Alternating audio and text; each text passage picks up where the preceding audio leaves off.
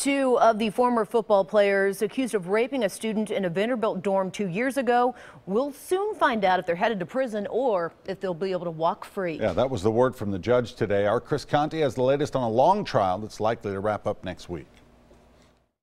From the beginning, defense attorneys in this case have argued that Brandon Vandenberg and Corey Beatty were too drunk to be responsible for allegedly raping that young woman 2 years ago.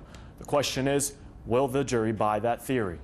Okay, Mr. Robinson. Approaching the third week of testimony, defense attorneys did their best today. Mr. Beatty was so drunk that she had to help him to his room. Calling this man, Dr. James Walker, a forensic psychologist, to the stand. Did you reach a conclusion regarding whether or not Mr. Beatty was significantly intoxicated at the time of the events that we're here about today? I did. Dr. Walker told the jury he examined Corey Beatty sometime after he allegedly assaulted that young woman inside a Vandy dorm 2 years ago.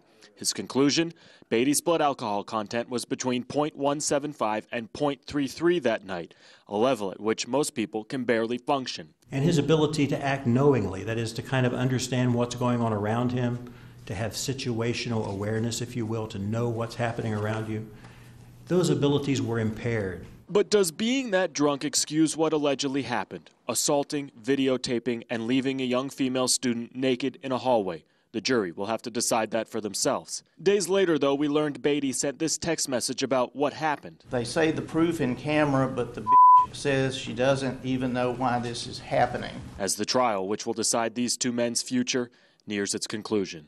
The defense has one more witness to call. We then expect closing arguments to happen sometime on Monday. And as soon as they are done, the fate of these two young men lies in the hands of 14 jurors.